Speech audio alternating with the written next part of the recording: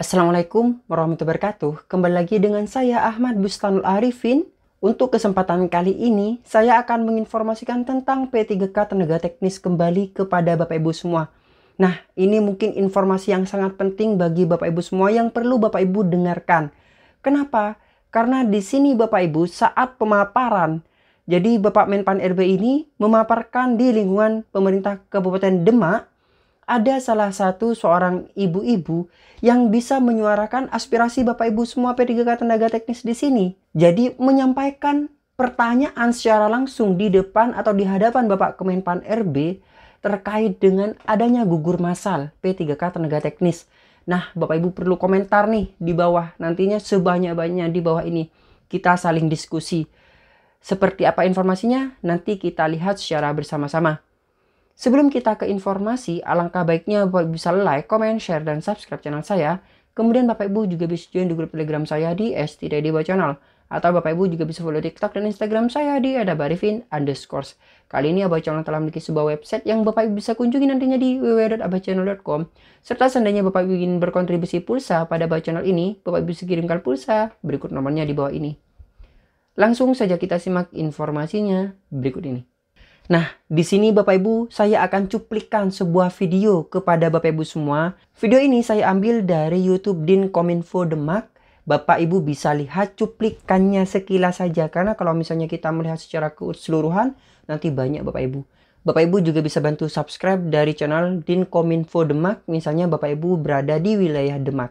Nah, sebelumnya Bapak Ibu, di sini Bapak Ibu jangan skip videonya agar Bapak Ibu bisa mengetahui secara jelas apa yang menjadi pertanyaan Bapak Ibu semua di sini disampaikan oleh salah satu rekan Bapak Ibu semua, ataupun mungkin dari salah satu perwakilan intinya.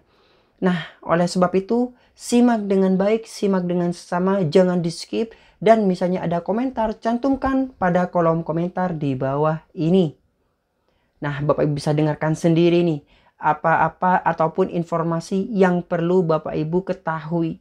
Semoga informasi ini memberikan sebuah manfaat. Silakan ditonton. Ya, Assalamualaikum warahmatullahi wabarakatuh. Bapak Menpan yang kami hormati, saya Herminingsih, Kepala BKPB, terkait dengan pengadaan ASN, kebijakan dari pemerintah pusat untuk pemerintah daerah untuk tahun 2023 diberikan kesempatan untuk penambahan ASN melalui jalur P3K. Dan untuk P3K Tenaga Teknis, rencana ini kami agendakan di tanggal 28 Juli ini. Alhamdulillah untuk Kabupaten Demak tahun 2022 mendapatkan formasi untuk tenaga teknis itu 132 formasi Bapak. Dari 132 formasi ini, jabatan yang terisi itu sebanyak 52 jabatan. Jadi 80 sendiri itu tidak terisi. Ini diantaranya Bapak Menteri karena passing grade yang tidak bisa terpenuhi sehingga banyak jabatan yang kosong. Terkait hal tersebut mohon kebijakan dari pemerintah pusat, karena apabila dari P3K untuk guru ini ada afirmasi untuk yang P1 seperti itu, kemudian P2 untuk yang K2, dan P3 ini kebijakan untuk yang honorer dengan masa kerja lebih dari 3 tahun pada sekolah negeri. Kemudian untuk tenaga kesehatan ini juga ada afirmasi-afirmasi. Di antaranya apabila melamar pada unit kerjanya, kemudian usia, ini juga ada afirmasi. Tetapi untuk tenaga teknis ini belum ada Pak. Kami memang banyak disambati oleh rekan-rekan honorer yang berada di OPD yang sehari-hari bersama kami. Makaten Pak, nggih, matur nuwun. Assalamualaikum warahmatullahi wabarakatuh. Assalamualaikum warahmatullahi wabarakatuh. Ya, jadi langsung saja, ini kemarin baru saya bahas, karena memang hanya 13% kalau nggak salah tenaga teknis yang diterima ya. Jadi nanti kita sedang akan kaji, karena memang bisa jadi karena passing grade-nya terlalu tinggi atau sebaliknya. Nah, kira-kira gitu. Ya, nanti ini sedang untuk segera saya ambil keputusan terkait dengan apa namanya pengisian jabatan-jabatan yang kosong di kompetensi teknis. Sebenarnya bukan hanya itu, ada juga di tempat yang lain juga ada banyak yang kosong yang karena apa namanya kompetensi teknisnya mereka tidak lolos. Pak Abah silakan, saya minta jawab, Deputi Asdep SDMA. Nambahi Pak Abah. Sudah saya Pak ya. Oke silakan.